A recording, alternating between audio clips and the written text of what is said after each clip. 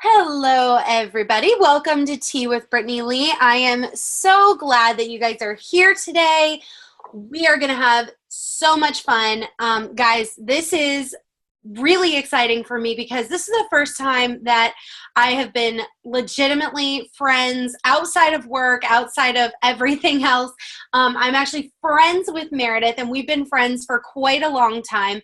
I mean, friends to the point that she came over to my house and had dinner with me a few times and with my parents all the time. And, so it's really exciting for me to have Meredith with us today. And she is a beautifully brilliant photographer. So today she's going to walk us through Photography 101 and how to get the best shot of your rentals. Now, I wrote in my description of this that if you are not doing photography correctly, then you're leaving money on the table.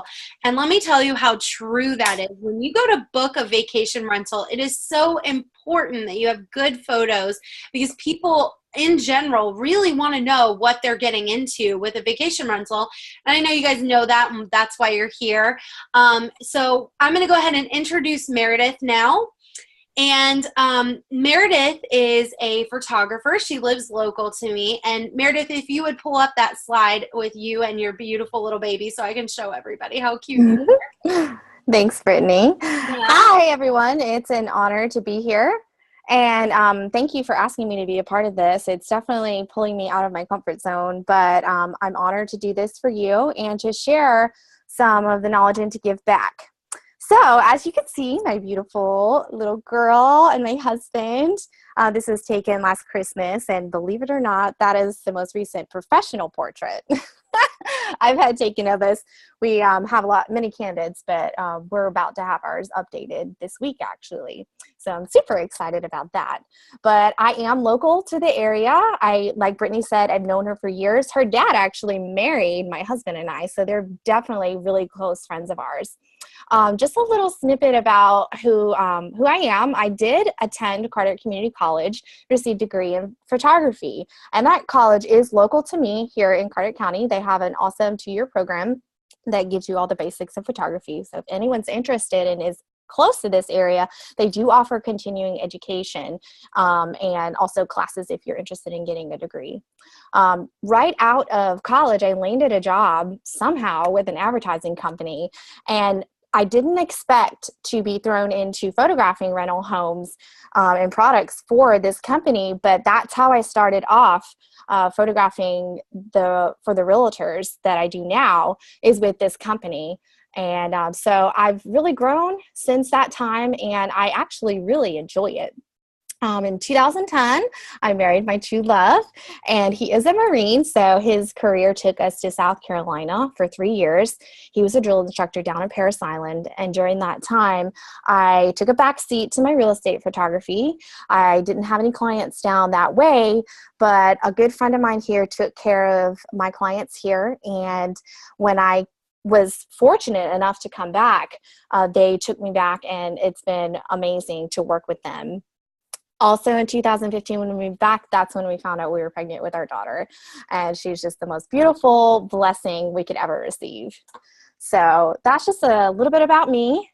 I wanted to share just a few images of some of my recent work for you guys, just to kind of give an idea of what I do. I primarily photograph vacation rentals and occasionally long-term rentals for my clients. And as you can see, a lot of these places are oceanfront condos and homes right here in Atlantic Beach, Emerald Isle area. I also specialize in portraiture for newborns, children, family, and high school seniors. This actually was my first love, was getting into photographing people. And I started off at a young age and was just encouraged to follow my dreams. And that's when I decided to go to school for this. And so this is my first love. And the real estate is actually what surprised me.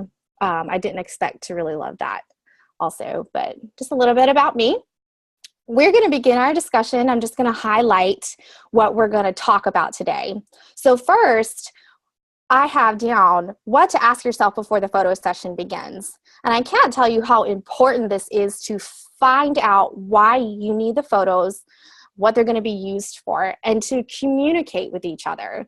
This is one of the things that I do with my clients, and you definitely need to do it amongst yourselves before the photo session begins. 2, what gear and tools to bring to the photo session. 3, what to do before you take the first picture of any room and details to avoid.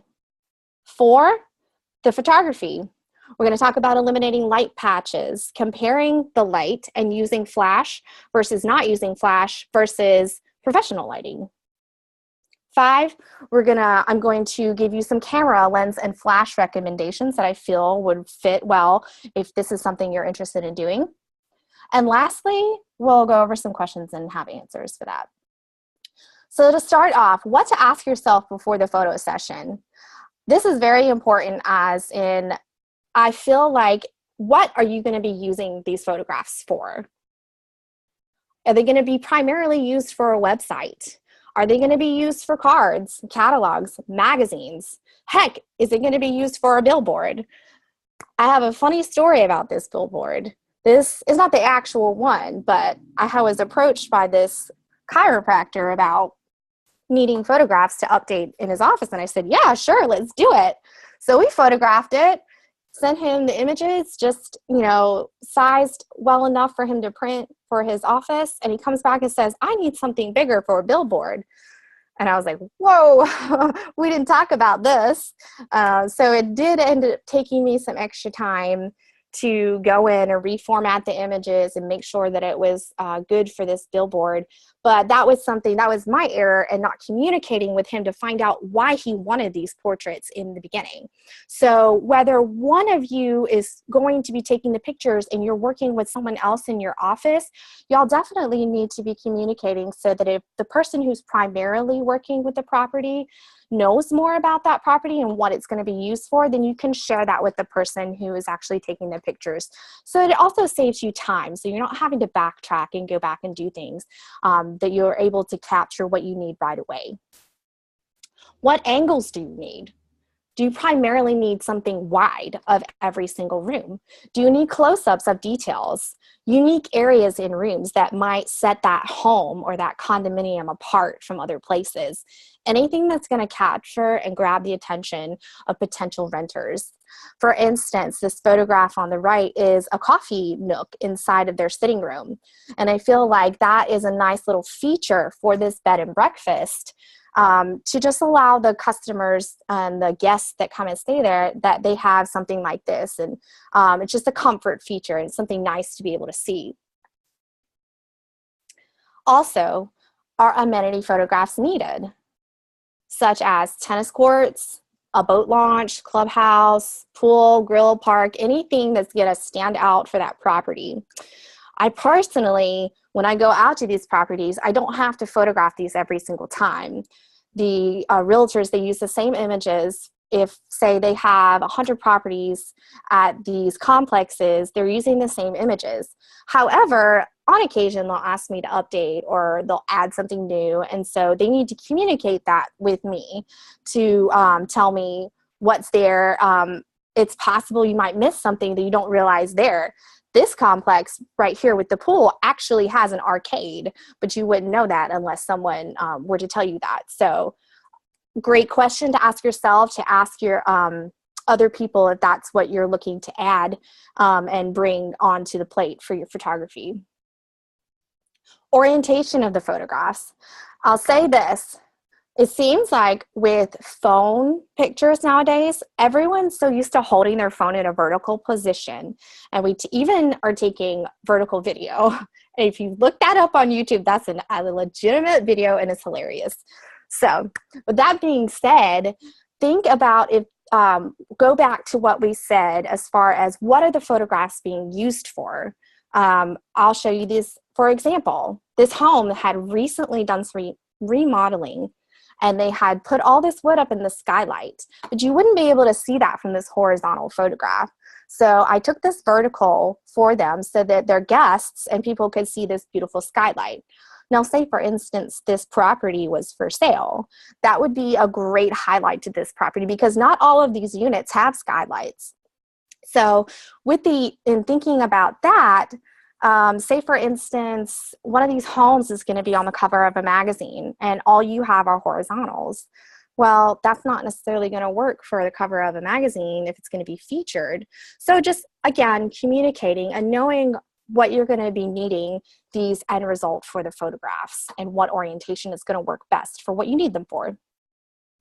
Views, are they good or bad? Here we see some great views on the left and not so great views on the right. Most of my realtors, they're okay. They want me to honestly represent the views and they want their customers to see what's there.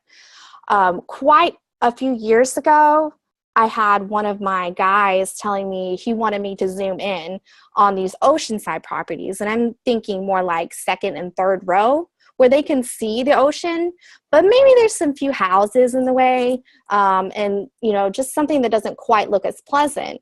Well, then he had his guests coming back to him saying that they were upset because the photos were misleading. So then he asked me to take an actual representation of the image, such as the one in the bottom right-hand corner. That's more accurate to this home and its proper location. So it's up to you to decide if those views are important to show and if they're not. And so I try to be as honest as possible and do what my clients would like. Next, if a home has something unique about it, you definitely want to highlight that. And for instance, I photographed this historical bed and breakfast, and the minute I saw these adjoining doors, I thought, oh my goodness, this is a great feature for marketing to families that are coming to the area. This is a quaint area in the downtown area of Beaufort, North Carolina. And so often we find in many hotels nowadays don't even have these adjoining doors anymore. So if you have large families and they're needing multiple rooms, it's not as easily accessible to get to each other's rooms. So I just thought that was a neat little thing about this property. And so I told them, I said, hey, I want to highlight this for you and show this to you. So anything that you can think of and that you know of that can help a place set apart and make it different, do it. Next, is the weather beautiful or ugly? What time of day for the light is best for that home? I took this photograph of this home and it wasn't a pretty day, but it was the only day that the client could do the inside. I eventually told her I would circle back and just do the outside another day when it was prettier. But sometimes you get those clients that just can't, it has to be that day, can't do any other day, and you just have to work with it.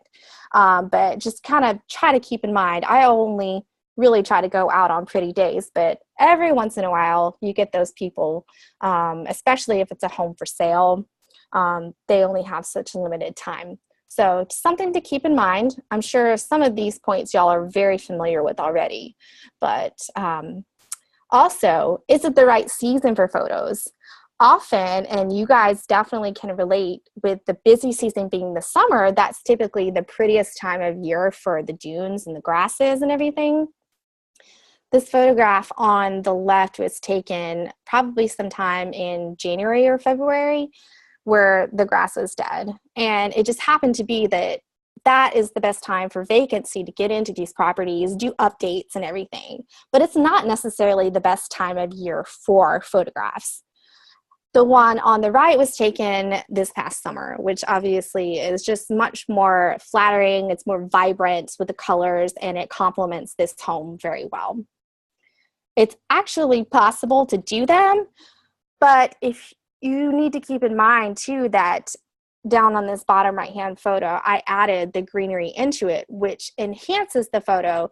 But if this is something that you're looking to do for yourself, ask yourself, is this something that you're capable of doing? Do you have the ability to do this? Or is this something that you need to hire a professional to do? Or wait till the right season to do this? So just something to keep in mind, especially on these oceanfront homes. I hear a lot of y'all are vacation rentals, which is awesome. So this is probably going to be a big thing with a lot of you because you're not quite sure what to have and what to bring. So we're going to go through all of that. First off, I carry multiple cameras. just in case something happens to one camera. I have a backup. I have several different lenses to come, just depends on what I need it for. I have listed that I have 24-70 and at 16-35. The 16-35 is going to be your wider of the two lenses. Memory cards.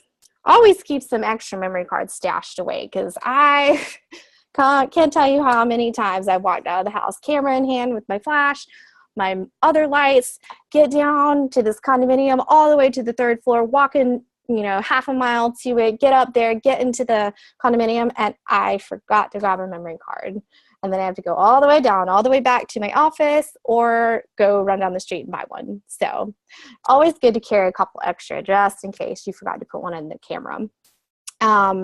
Flashes with extra batteries, just in case your batteries die on you. You don't want to have to find yourself in a pickle, especially if you're in a time crunch.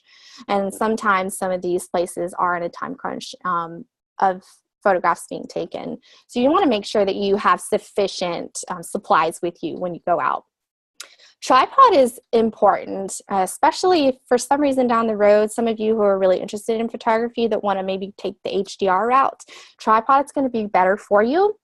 Also, and we'll talk about this a little bit later on, when you're setting your camera to more of an automatic and the camera is making the decisions, then it's going to be safe to have your camera on that tripod. So nice little investment just to help you out right there. Notebook. I carry a notebook with me everywhere I go, primarily when I'm photographing more than one property a day or whenever I'm going out. This being the reason, like if I'm photographing 5 condos in the same complex and those condos all look relatively the same, I can get those easily confused or what order I photographed them in when I get back to my office and download the pictures. So I just take a notebook with me. I write down the name of the property or the address or the unit number, and then from start to finish, the file numbers of those properties. And that just helps me stay organized and so I don't get anything confused. And where you can find that file number is when you pull up the photograph on the back of your screen, there should be a number like IMG or just MG or something, and then a number after that on your screen. If you don't see that, you could probably just press your menu button for anyone who already has a DSLR, and it should pull that up, and that's how you'll know what file number to write down. The other thing that I found that really helps me is to have a lanyard with a carabiner attached to it. I hook the keys to the different properties on there, and then it's just less risk for me to accidentally leaving a key in a house and walking out of the house and locking the door. And maybe I accidentally left a piece of gear in there and I've left the key in there too. It helps me not to lose their keys and to make sure that I have it. Another reason being, it's kind of a funny story. I have actually locked myself out of houses accidentally, just not realizing one of those doors that lock again from the outside, but they stay unlocked on the inside. Recently, actually this past spring, I walked out onto a deck with my gear to photograph the deck and to photograph the views. Come back to the door, it's locked. No problem. I've got my handy dandy key on my lanyard. I go to unlock the door and I can't get into the house. Thankfully, I had actually taken my phone with me out onto the deck, and I often carry a little bag attached to my lanyard with extra batteries, extra memory cards, and it fits my phone too. So had I not taken my phone with me, I would have been stuck on the 3rd story deck overlooking the ocean in the off season with might not have had many people walking by. But turns out that the house had been rekeyed and that door was the only door that didn't get rekeyed. So it's a good idea just to keep that sort of stuff on your person, just in case something like that happens. Also pepper spray. When you're working alone, it's just a good idea to have some sort of defense mechanism should someone surprise in and pop in on you that you're least expecting. I've not personally experienced squatters, but I know other people that have gone into properties and seen squatters before, and So it's just a good idea to try to be safe. If you have any other like stun gun or anything like that you want to keep on you as well. I have been walked in on. It wasn't by an intruder, but it was someone that wasn't expecting me to be there. So it's always good to just have something like that with you, just to protect yourself. All right, what to do before you take the first picture of any room. What I do when I first get to a house is I make sure that I'm set up. My flash is on my camera and any additional lights that I bring are all set up and ready to go. Then I go through the rooms, I turn on all of the lights, I open the curtains and the blinds. Then I assess the rooms for the best angles. What can I get the most in that photograph at that angle, especially if I'm needing to show the ocean through those windows, through the oceanfront homes.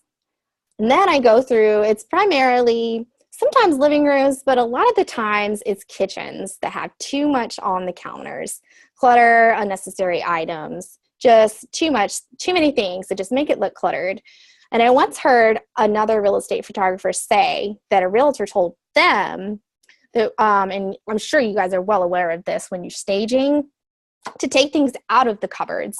Now, this doesn't correlate to photography, but it does for the counters and such, that when you open up your space, it feels like there's more space in there and that there's room to grow there. And it feels clean and it feels neat and it feels tidy. And that's how I feel like when you remove some of that, less is more. So let me show you an example. This is a kitchen I photographed a couple months ago. I walk in, and it's not necessarily a bad thing. We get used to things when we live in a space or when we go somewhere. It just looks normal. But to me, when I walked in, this was just a little too much. We've got wires hanging down. There's several appliances over there. I turn, and there's 2 sets of salt and pepper shakers on the stove. There's all these magnets on there, which is super helpful for the renters, but not necessary for photographs. And it just looks tacky in my opinion. So what I do is I just clean that up a little bit. I hid some wires behind those knives, took away a couple of the appliances, took away those magnets, and in my opinion, that just looks a little bit cleaner. And you still get the idea of what the kitchen has. Another example is with this kitchen, there's that dish drainer in the dish, in the sink.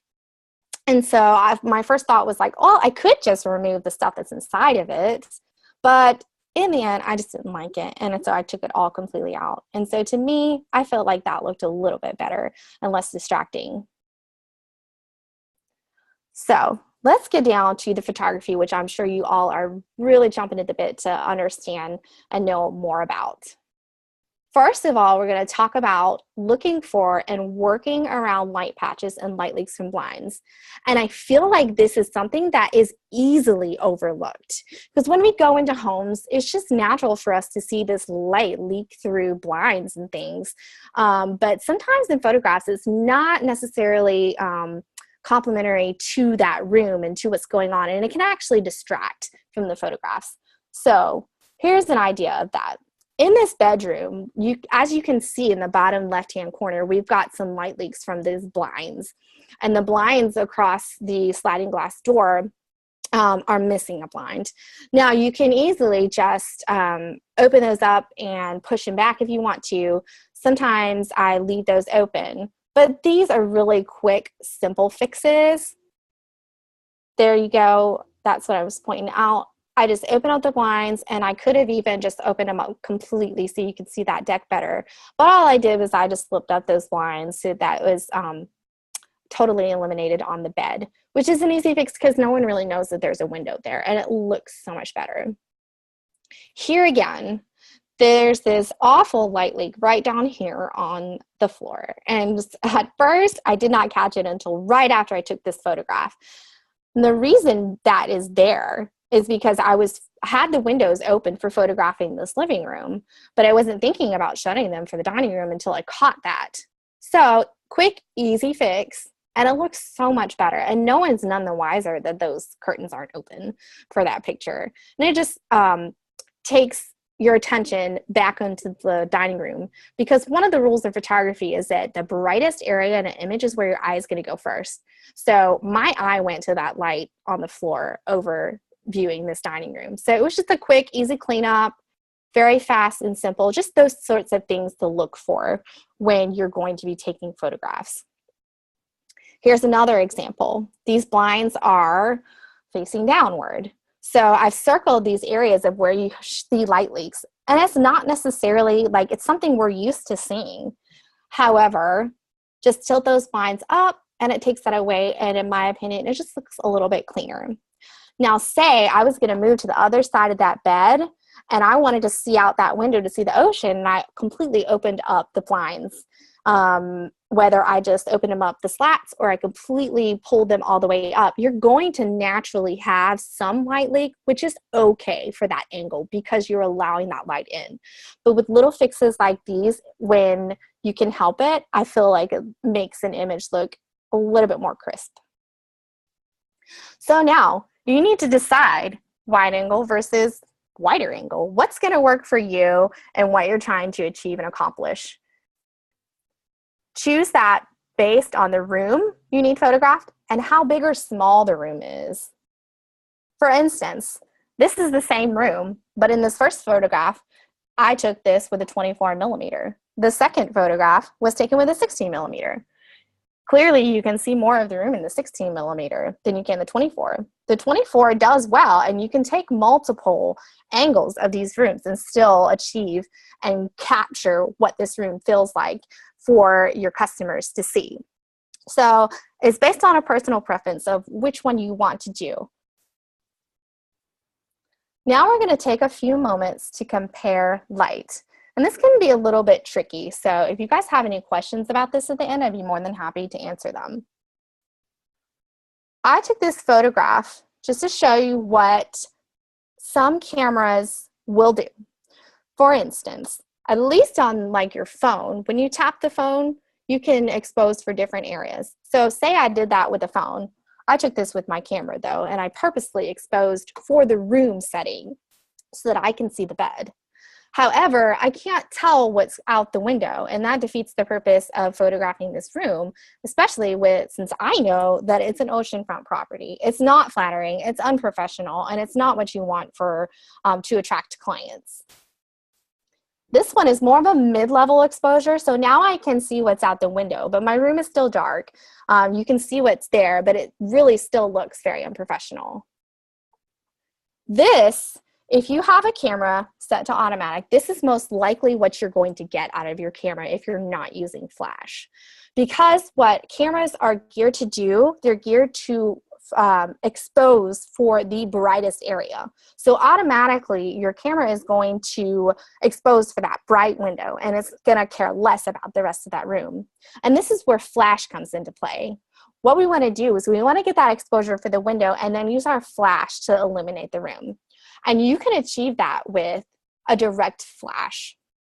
This will get the job done for what you all need to do. And you can do this with just a camera, a lens, and one flash on your camera.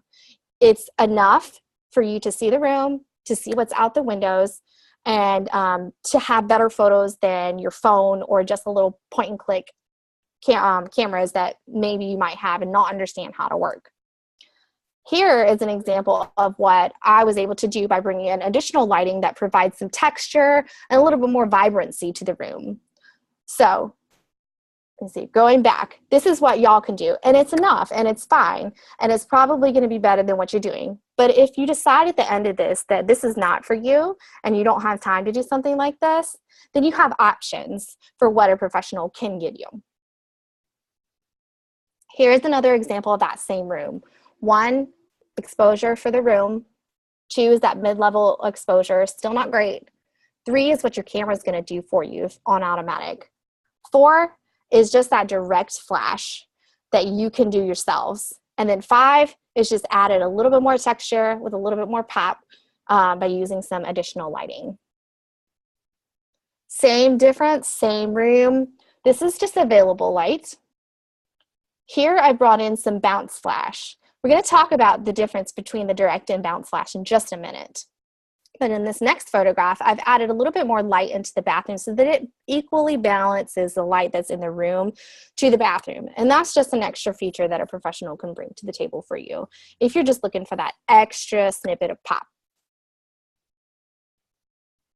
Another example, this condo actually is beautiful, and it features this loft up here that's really neat that overlooks this living area. So the first one was taken with direct flash, which is fine. It's sufficient.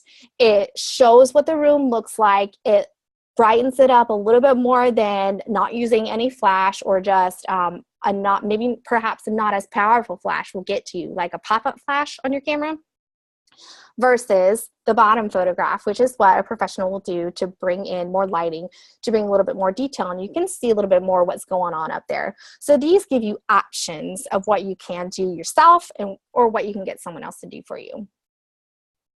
All right, so now I said we were going to talk about direct and bounce flash. What are these two and what are they good for? So direct flash, the flash head right up there at the top of the flash is pointing directly at the object. That is what I was talking about, using direct flash in those oceanfront rooms. The bounce flash is when what you're going to do is press that circular button right there that you see on the side of the flash and then tilt your flash up. Basically, what you're doing by achieving this is that you're using your ceiling as like a giant softbox. And what it's doing is it's bouncing the light back into your photos. It's actually making the light softer, reducing some of those shadows, and it's spreading the light more. This is perfect for rooms or angles with minimal or no window light.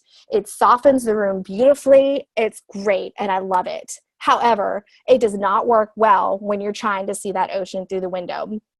And I say that to say, because you need as much light possible coming out of your flash to balance the light that's coming through the window, because that is such a bright spot.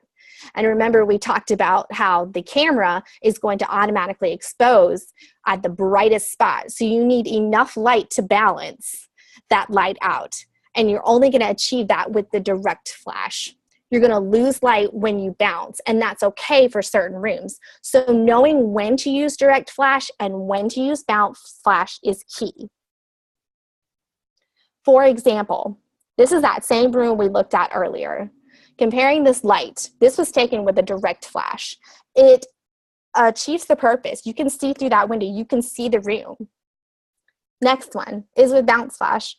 Softened up that light a little bit more, so it's a little bit more warming and inviting. And in this instance, the window is not large, and I'm not focused on what I need to see out of that window. So it's not as important as, say, an oceanfront home, where I'm going to need multiple lights, or even just one light directly aimed at towards that window area, whether at an angle or whether straight on.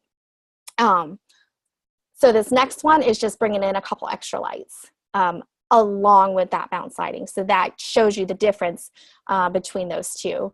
So it really, like I said, it just depends on what you're going to use it for, whether you direct or bounce. Okay, now we're going to show the difference between using one flash and versus using a professional to highlight certain areas. And I'll say this to say, this is that sitting room that we also saw earlier. Beautiful bounce flash only. That's it, just on the camera. This is something that you can achieve yourselves with just your camera and your flash. However, not knowing if maybe a guest wants to be positioned close to this room, and you can kind of sort of see that that room across the way that's dark is a bedroom, but it's not quite apparent unless you look really close. So what I did is I just added some light in that room and in the hallway, and bam, you can easily tell that that's a bedroom, and it's very flattering and it looks natural. So just an option for you to see something that you can achieve, but also taking that one step further. Another example, same idea, where this is just bounce flash, something that you can do yourself with that, just the flash, and then just adding a little bit of light in those bathrooms. All right, okay, so some of you don't have flash. Maybe you want to save up for a flash. That's okay. we're looking at these images. They're not properly exposed to be able to see out the windows. That's fine if you don't have a flash. This is going to be my solution to those of you who are just starting out. Change your angle. You can still use available light by opening up those windows, getting as much light into your room as possible, and you can see the room clearly. You can always represent and show outside pictures of those views so that people get an idea of this is an oceanfront home and this has a deck, but you're just not going to see it from those bedrooms. So if you're just starting off, you don't have a flash, you just want to get slightly better pictures, these are options that you can do. Now I'm going to show you these same views with the bounce flash. So if you do have a flash, you can still take these angles, and you can also take the other angles too. But this just gives it a little bit more pop, and this is something that you can do with your camera and your flash. Just a tip, sometimes vacation rentals have darker rooms or more brightly colored rooms. A lot of times these rooms need a little bit more light. And when you bounce that flash, it will reflect colors back into your image. A solution that won't completely do away with this, but it can help with that color spillback, is to place a diffuser head over the top of the flash. And if your flash doesn't come with one, these are really inexpensive. You can find them on eBay or the B&H photo link that I'm going to provide later on in the slideshow. Really simple. These are the same bedroom. And what I want to show here is that this is just direct flash, like I was talking about, something that you can do yourselves and you can still see out those windows. But the difference is I raised the blinds. And really, it just depends on what you want to do. You can keep those blinds open or you can raise them up. Sometimes it makes a world of difference, and it just depends on the home. So again, these are direct flash. This is something that you can still achieve, and you see that ocean through those windows. All right, okay. I've heard that this is going to be a lot of questions about this because this really is not an easy thing to decide what you need if you're just starting off. And so I'm just going to give you some recommendations and explain why these are my recommendations. So when you're looking for a camera, there's one really major key factor that you're going to look at, and is that you want to get a full frame sensor or do you want to get a crop sensor? This diagram or this graphic right here on the right kind of explains the difference. Think back to our film days when we used to buy 35 millimeter film, and you remember that size, right? So think of that as the 35 millimeter. When you purchase and you're using a full frame sensor and you take a photograph, you are filling that entire sensor with the image. On a crop sensor, you are only getting part of that image. So say that that image that you're looking through the camera is actually filling that entire spot, but it's only capturing that small square. You can actually stand in one spot and use the same lens on both cameras, and it looks like you've zoomed in when in actuality you haven't. So the pros of the crop is that it's less expensive than a full frame camera. And that is a big appeal to a lot of people, especially a lot of the moms that are just wanting a faster camera to capture their kids. These are less expensive cameras. The cons is that it does crop, and it probably has a few less features than the full frame cameras do. The pros of the full is that it doesn't crop. However, this is something really important to keep in mind if you start off with a crop sensor camera and you're looking to upgrade to a full frame. Make sure that the lenses that you buy are EF lenses. The full frame sensor cameras do not use EFS lenses. So this is something that you're interested in taking seriously and you want to keep your lenses and continue to use them, then you need EF lenses only, and those will work on both cameras. The EFS lenses will not work on the full frame. So if you plan on staying crop, that's fine if you buy an EFS.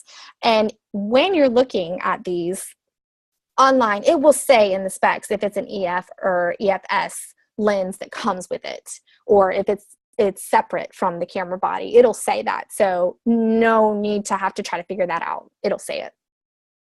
So for instance, I wanted to give you a visual of the crop versus the full. These are taken with the same exact lens at the same exact millimeter focal length. The first one is taken with the crop sensor, 28 millimeters, and I set everything to automatic. So this is something that like you would do. You would set your camera to either TV mode or AV mode, and that basically allows you to choose either the shutter, which is TV, or AV, which is the aperture.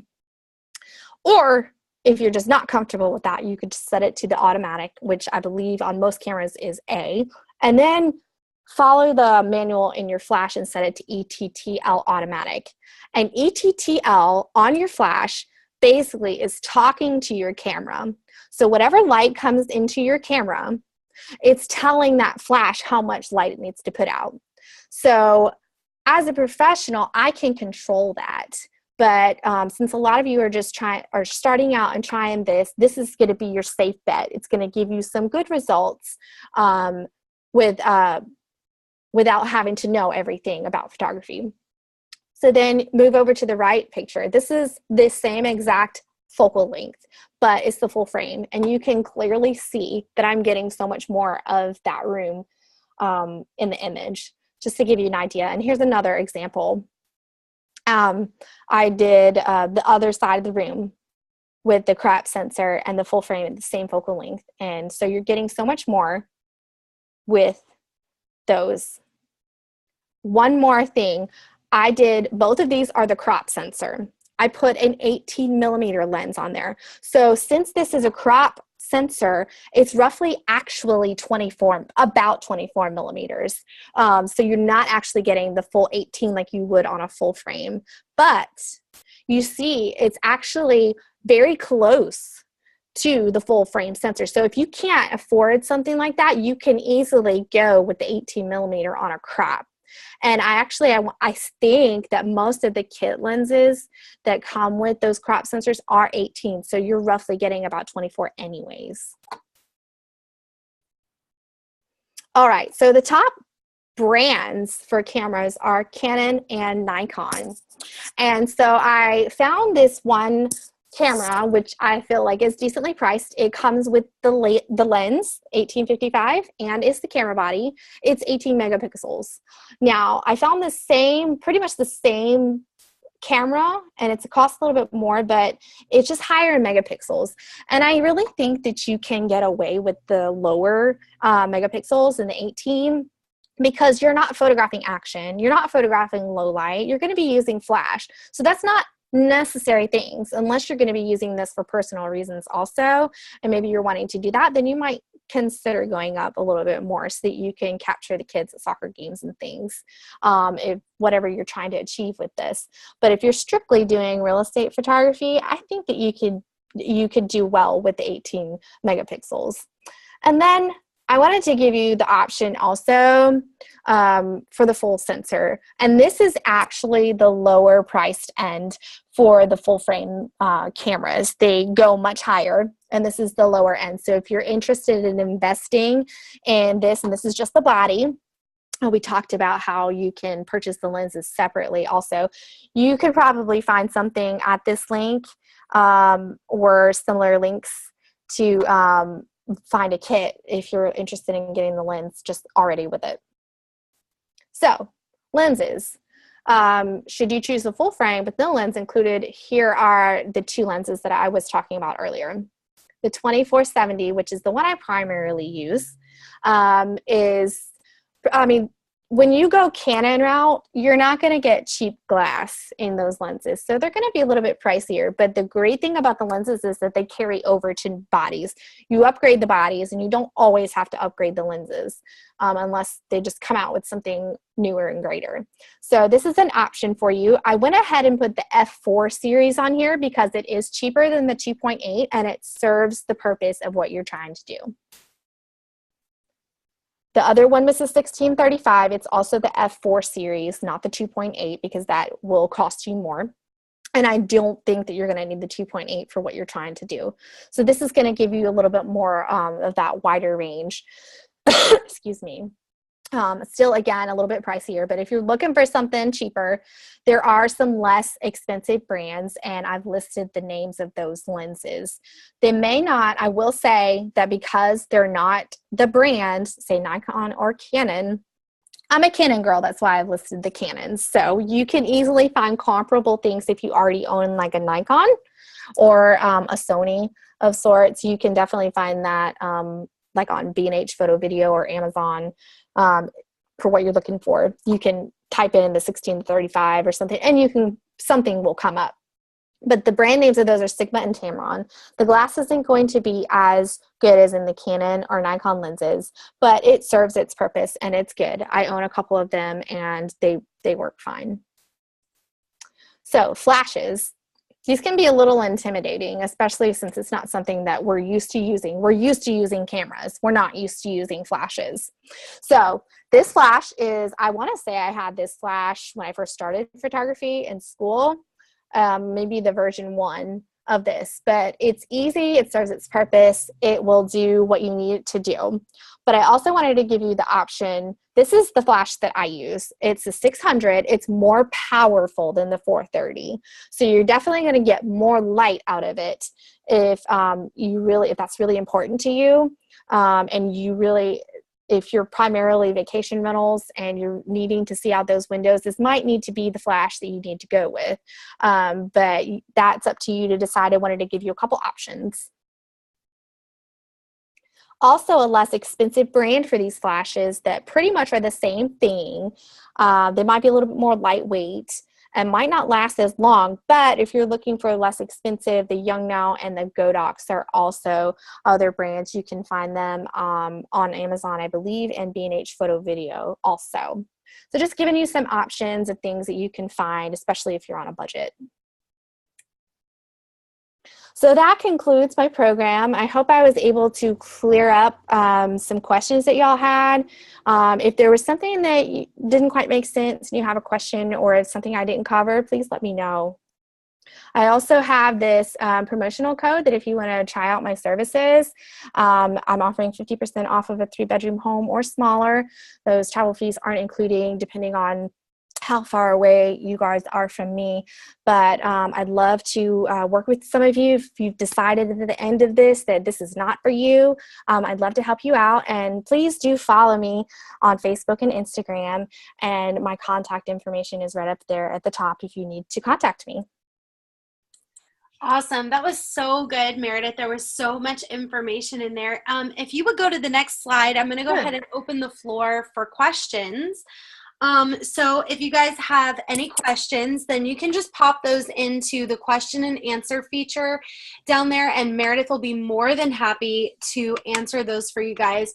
And I do want to say I love following Meredith on Instagram because she's very regularly will put stuff. So I actually, before she even told the story about getting locked out on the balcony, I actually knew that already because I had followed her on Instagram and I knew that she recorded a video of it. I forgot about that. I Instagrammed it.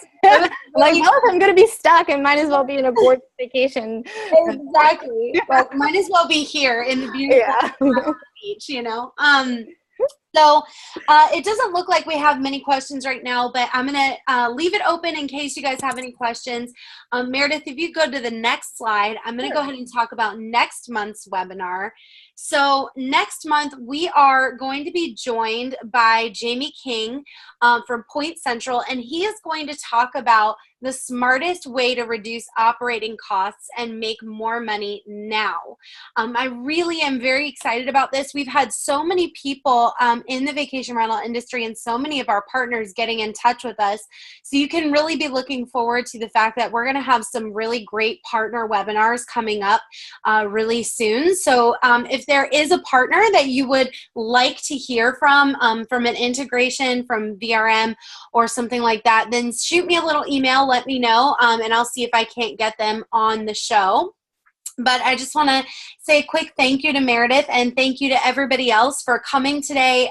You guys make Tea with Brittany Lee successful, and I'm so appreciative that you come and join me every month. It's been such an honor to be part of Tea with Brittany Lee and have you guys on. But if you ever have any topic suggestions or things that you'd like to hear about, make sure you send those to me, Brittany@virtualresortmanager.com. And don't forget that this recording will be live on our blog tomorrow, virtualresortmanager.com/blog. So you can rewatch everything, download my slides, and get all of the information that Meredith posted about the cameras and the lenses and flashes and everything. All of those links will be in that blog tomorrow for you to view. So take some time and read through that, and always shoot any questions that you have. You can shoot those over to Meredith on Instagram or by her email or however. But thank you all for coming today. I'm so glad you're all here. And thank you again, Meredith. You gave such great information. I know everybody has I hope I was even able to help at least one person out there. Absolutely. Absolutely. All right. Thanks, guys. Thanks again for coming today. And we will see you next month on Tea with Brittany Lee. Bye.